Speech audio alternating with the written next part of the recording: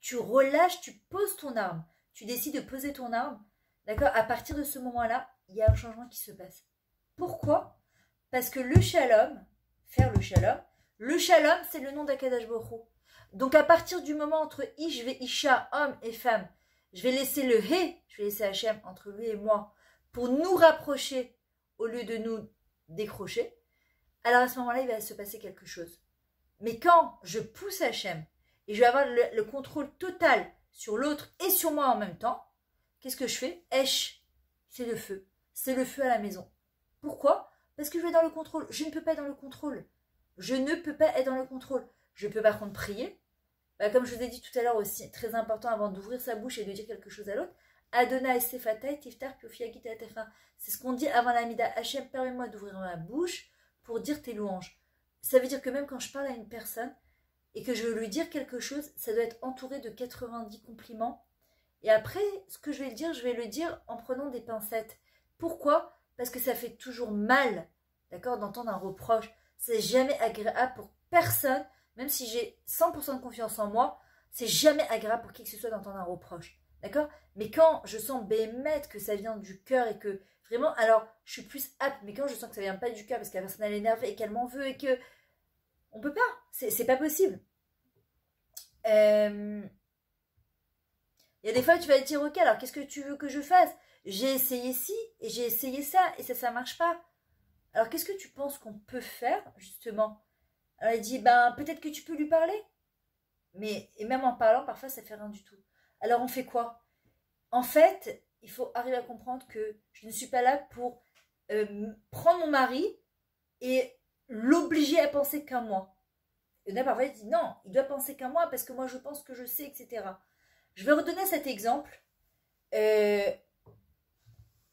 Deux points. Premièrement, par exemple, tous les vendredis soirs, à l'époque, il y avait des explosions à table. Je ne sais pas si je l'ai donné la dernière fois dans le cours que j'avais fait avec Anna, je ne me souviens plus. Mais il y avait tout le temps des explosions à table. Pourquoi? Parce que on m'avait dit l'importance du Shabbat, il faut que les enfants ils aiment le Shabbat, si les enfants ils n'aiment pas le Shabbat. Ah, parce qu'il y a des disputes, il y a de la tension, ils vont sortir du derrière, je sais pas quoi et je sais pas quoi, ok? Maintenant, quand les enfants ils grandissent un petit peu, Anna la saute, il y a beaucoup de tension. Les adolescents, les trucs, il y a beaucoup de tension.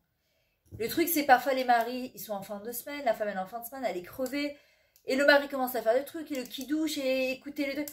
Et moi, je me rappelle à l'époque, je regardais mon mari, je faisais des gros yeux comme ça, d'un air arrête, ou un petit coup de pied sous la table, ou une petite truc, et ça partait dans tous les sens. Elle me disait, écoute, j'ai pas la garde des enfants, j'ai le droit de leur dire ce que je veux, arrête chacun de faire des réflexions comme si que toi t'étais parfait. Et on rentrait dans des vikurim, des histoires. C'est quoi un vikoar en hébreu? Une dispute. Why? Kohar. Kohar, c'est aller avec la force. Tu veux imposer ton idée à l'autre. Et tous les vendredis soirs, quand j'allumais les bougies de Shabbat, j'ai Hachem, je t'en supplie, regarde tout ce que j'ai fait pour Shabbat, fais en sorte que ça se passe bien. Et tous les Shabbats, ça allait de pire en pire.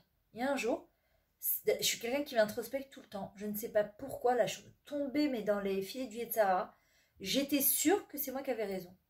Que c'était pas possible, qu'il se comporte comme ça, etc. Et à un moment, je me suis dit, écoute, peut-être que Hachem il te faire passer un message. Tu comprends bien que si c'est tout le temps la même histoire, peut-être qu'il y a quelque chose qu'il faut que tu changes. Je ne peux pas dire tout le temps c'est la faute de l'autre. C'est pas possible. Et d'un coup, j'ai eu la Simone qui est tombée et que je me suis dit, mais attends, il y a marqué Shema Beni Moussar Avecha. Pardon, Ve'al Titosh Torah Timecha. Écoute le moussard de ton père et ne rejette pas la Torah de ta mère. Un père, il a une manière d'éduquer. Une mère, elle a une manière d'éduquer. Sinon, ben voilà, comme on voit aujourd'hui, deux papas, deux mamans. Mais c'est pas comme ça. C'est que l'enfant, il a besoin d'avoir un papa, il a besoin d'avoir une maman, il a besoin d'avoir. Et les enfants, ils reçoivent exactement les papas qu'ils doivent avoir et exactement les mamans qu'ils doivent avoir. Il y a parfois des enfants de parents divorcés, parfois orphelins que du préa, parfois il y a de la violence. C'est comme ça qu'Hachem il a décidé. Pourquoi? J'en sais rien. Mais qu'est-ce que tu veux jouer le rôle du père et de la mère? Tu veux dire à ton mari exactement, à partir du moment où j'ai arrêté de me mêler, tout est rentré dans l'ordre. Tout est rentré dans l'ordre. Mais à le regarder comme ça, même si tu parles pas, un petit regard comme ça en le regardant, un petit coup de pied sous la table, d'un air, tu vas faire moi ce que je te dis parce que moi je pense que ce que je te dis, c'est ce qu'il y a de mieux à faire. J'obtiens exactement le contraire. Qui a dit que ce que moi je pensais, c'était ce qu'il y avait de mieux. Et si lui, il a décidé de les éduquer de manière à la dure et moi, d'être plus souple, ben c'est comme ça qu'Hachem, il veut peut-être pour ses enfants, ils ont besoin un côté dur, un côté souple. Est-ce que ça veut dire que mon côté souple, il est mieux que celui de mon mari qui est côté dur? Non, je ne sais pas. Personne ne peut savoir en vrai. Mais personne ne peut imposer à l'autre que sa manière d'éduquer, c'est la meilleure. Non, pas forcément. Je ne sais pas.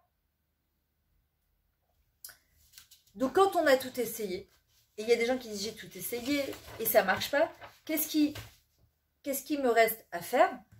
Eh bien, c'est de poser mon âme et de me dire, ok, il existe de par lui-même, ce mari-là. Cette femme, elle existe de par elle-même.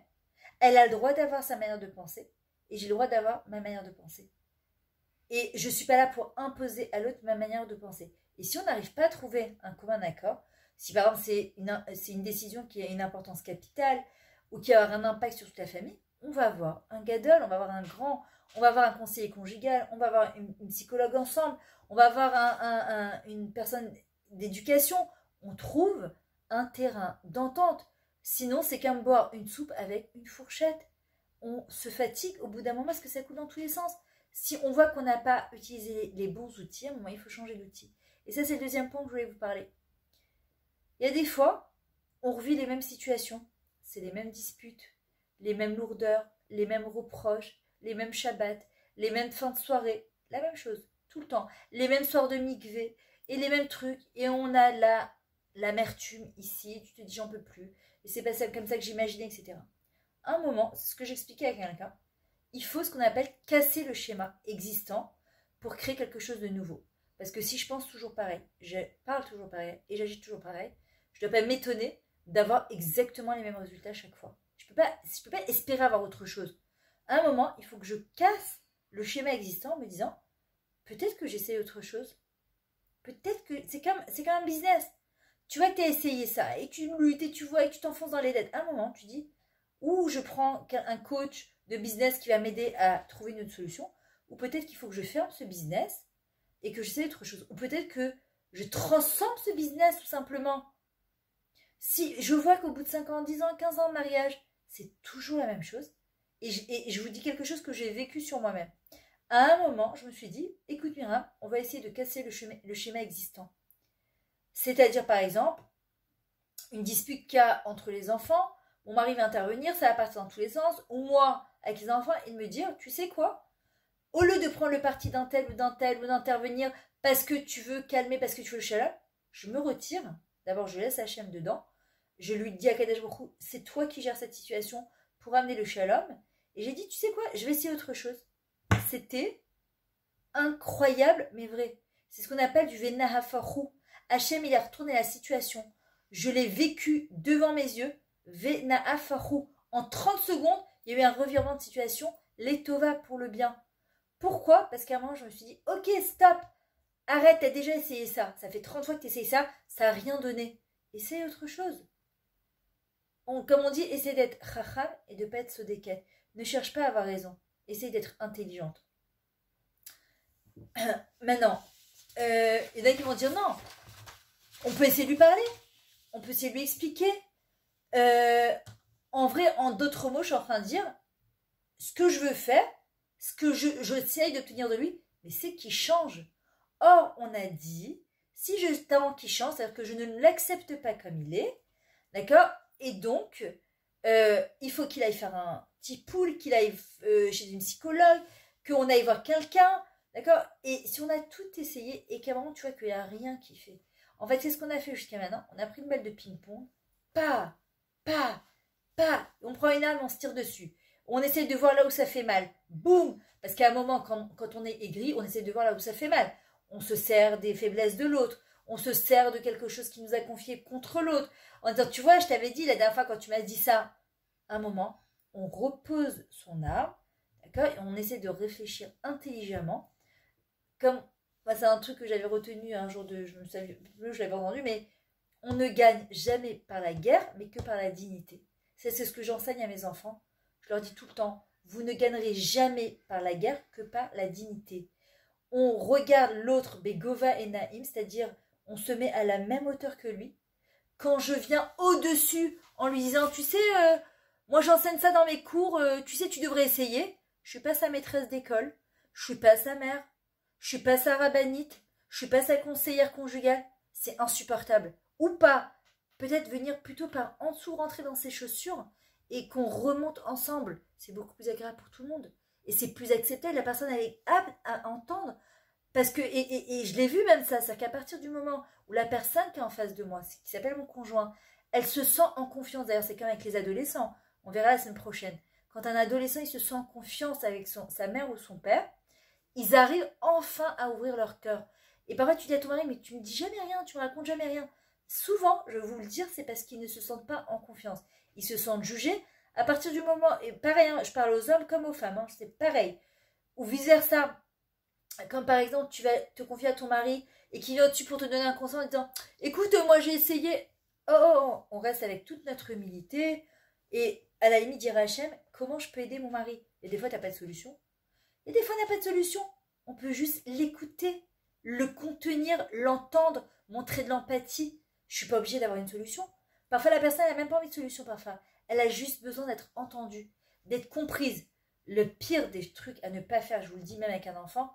Moi, combien de fois j'ai eu des calottes qui se sont mariées sans la bracha de leurs parents et après qui vivent un enfer dans leur couple, mais pour ne pas entendre de leurs parents qui disent « Je t'avais dit, t'aurais dû m'écouter », elles préfèrent mais crever, excusez-moi l'expression, de souffrance dans leur couple plutôt qu'elles n'entendent pas cette phrase-là.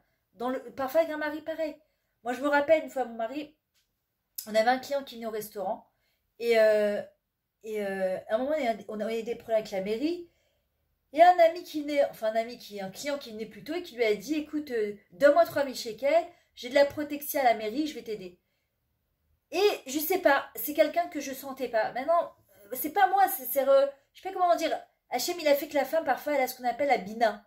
Elle a une espèce d'intuition comme ça que l'homme, il va te dire, mais explique-moi. Ben non, je peux pas t'expliquer parce que c'est ce qu'on appelle une trouchette bétaine. C'est à l'intérieur que ça se passe, c'est pas à l'intérieur.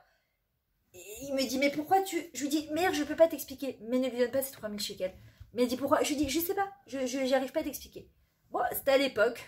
Aujourd'hui, il fait plus ça, mais il m'a pas écouté. Pas pour moi. Parce que c'est comme ça. Moi, je suis un intermédiaire entre Hachem et lui. Et mon mari, c'est un intermédiaire entre Hachem et moi. Il a donné ses 3000 shekels. Le bonhomme, il a disparu alors que ça faisait, je sais pas, 10 ans qu'il venait manger chez nous. 8 ans après, il a réapparu comme une fleur. Il m'a dit, mais comment tu savais? Je lui dis, je savais pas. C'est une sensation. C'est comme parfois ta fille ou ton fils, il veut se marier. Et tu sens que la personne, elle n'est pas adéquate. Maintenant, il y a une chorma de comment faire pour que ton fils ou ta fille, ils n'arrivent pas. Et encore, parce qu'on ne sait pas toujours.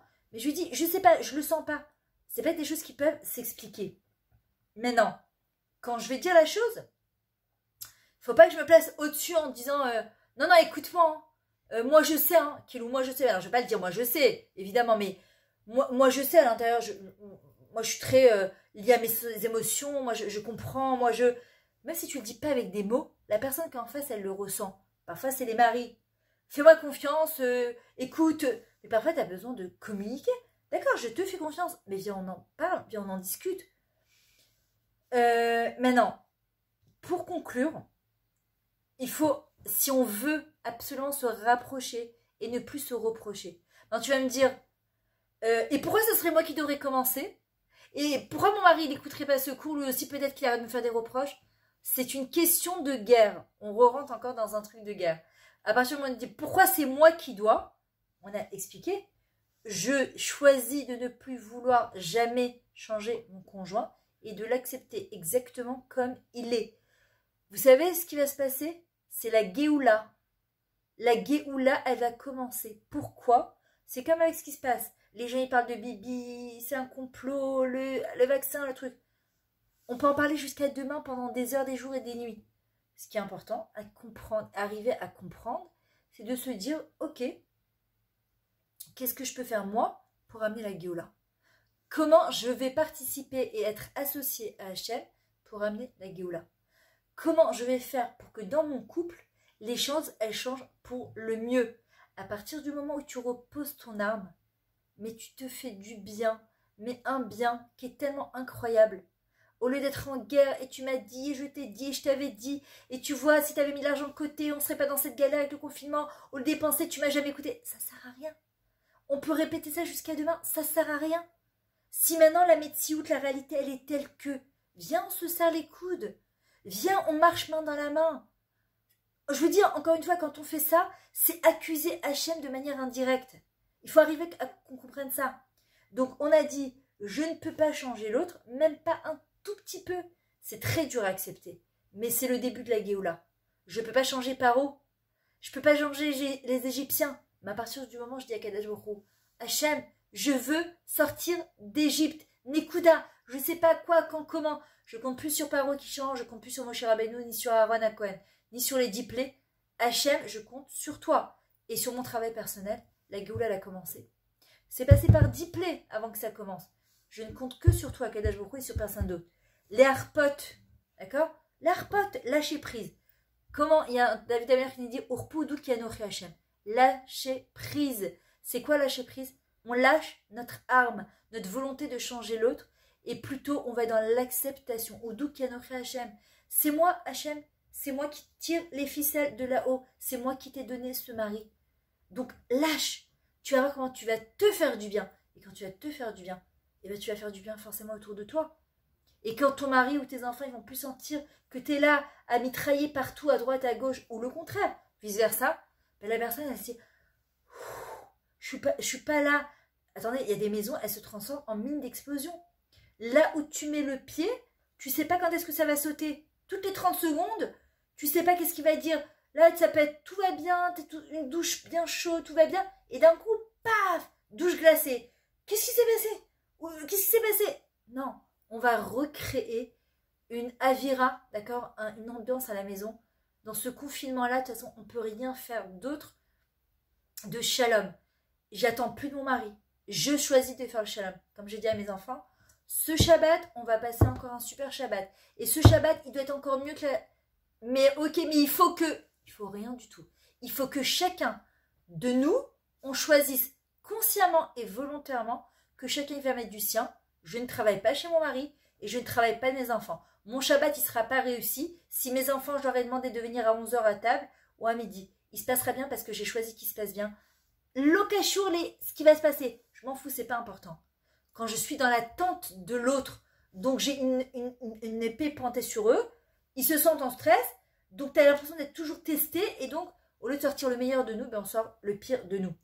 Et de vouloir la shlim, d'accord, d'être dans l'acceptation de cette réalité. Parce que qu'est-ce qui se passe si je ne fais pas ça? Premièrement, je perds tous mes moyens. Je pars dans tous les sens, je m'excite et c'est pas possible. Et la deuxième chose, pire que ça, que la bête shlita, de perdre le contrôle, je perds mon mari, je perds mon meilleur ami, je perds ma complicité, je perds mon shalom, je perds la moitié de mon moi-même. Et on crée un richouk, on s'éloigne de se rapprocher, on crée encore un éloignement, encore un éloignement. Au lieu de faire un pas vers l'autre, on est en train de créer deux passerelles. Or, on a dit tout à l'heure, Vaïgash. C'est quoi Vaïgash? Gash, Gesher. C'est quoi Gesher? C'est un pont. C'est une passerelle. C'est quelque chose qui va m'aider à me rapprocher de l'autre. Dans le mot Gesher, le pont, c'est l'atelier que j'ai fait sur les émotions. Il est encore en promotion jusqu'à demain pour ceux qui sont intéressés. Et j'en ai un autre sur le lâcher prise aussi. Je l'ai mis à 20% jusqu'à demain. Qu'est-ce que c'est le mot Gesher? Vous avez le mot Regesh, l'émotion. D'accord? L'émotion. C'est-à-dire que quand il y a de l'émotion positive, méga charoti, ça me lie à l'autre. Quand l'émotion, elle devient négative, et ben au lieu de créer un lien qui va nous rapprocher, ce Gesher, il se transforme en Giresh. C'est quoi Giresh? Girushim, divorce, coupure, éloignement. Et c'est exactement le contraire de ce qu'on veut. Alors, on accepte nos maris et nos femmes exactement comme ils sont. Et je choisis consciemment, avec ce mari tel qu'il est, de rester dans mon mariage. Je choisis, moi, de changer complètement ma guisha. C'est quoi le mot guisha? Pareil, vaïgash. Comment on appelle ça? Je ne sais pas comment on dit une guisha. Mon approche. Je vais changer complètement mon approche. D'accord? Voilà, exactement, merci. Ma perception, ma manière de voir les choses. Et je me transforme d'une femme exigeante à une femme qui va accepter. Accepter mon mari, accepter mes enfants. Plus de pression, plus de retenue dans le sens où je vais exploser, donc plus de colère, d'accord? J'apprends à respirer. C'est quoi le Covid? Détresse respiratoire. Aujourd'hui, qu'est-ce qu'ils disent les gens? J'ai plus le temps de respirer, j'arrive pas à respirer. On relâche la pression et on apprend à se calmer. Ça s'appelle être regoua. C'est quoi le mot roga? Ça vient du mot rega. Chaque seconde, chaque moment, on essaie d'en profiter du mieux qu'on peut. Qu'est-ce qui nous met en tension? Qu'est-ce qu'il va y avoir demain? Comment ça va se passer? On se vaccine pas? Qu'est-ce qu'il va y avoir demain? La parnassa, le Sega, ça. Là, on essaye de profiter de chaque moment. Personne ne peut savoir ce qui va se passer, même pas dans 1 minute, même pas dans 10 minutes, même pas dans 1 mois. On ne sait rien. Aujourd'hui, on marche à tâtons. Ma chérie me dit Ourpou. L'arpote, lâcher prise, le mot arpaya, ça vient du mot refoua. Dans le mot refoua, la guérison, quand tu rentres yud dedans, Hachem, c'est le mot arpaya. Tu es en détente totale et tu comprends que tu te remets complètement entre les mains d'Akadash Baruch Hu. À ce moment-là, à partir du moment où j'ai décidé de faire ce travail, qu'est-ce qui va se passer? Eh bien, je ne suis plus du tout déçue. Parce que qu'est-ce qui crée de la tension dans les couples? On est déçu, on est dans l'attente de l'autre. Je ne reçois pas ce que j'attends depuis tellement longtemps, donc je suis déçue. Mais quand je comprends que la seule solution qui me reste, c'est de me changer moi-même et de changer mon approche, ma perception des choses à 100%, j'ai 100% de réussite. Maintenant, je ne sais pas ce que ça veut dire la réussite. Chacun dans son couple et chacun ce qu'il attend, mais j'aurai plus de chances d'avoir 100% de réussite. Deuxièmement, deuxième bénéfice, je retrouve mon meilleur ami, mon complice, et je vais améliorer ma propre vie, moi-même, puisque je suis plus en ébullition à l'intérieur de moi. J'ai dégonflé le ballon et je me dis, à top, toutes ces années qui sont passées où j'étais comme ça a changé quelque chose? Rien. Alors, on va être un peu plus intelligent. On a essayé, on s'est pris le mur. Le Waze, il te dit, va là-bas et tu vas là-bas. À un moment, tu dis, bon, peut-être que je change d'adresse, peut-être que j'essaie de prendre une autre autoroute, peut-être que ça va m'amener à autre chose. Et je décide donc de faire un chinouille, un changement que pour moi-même. D'accord? Qu'est-ce qui va se passer?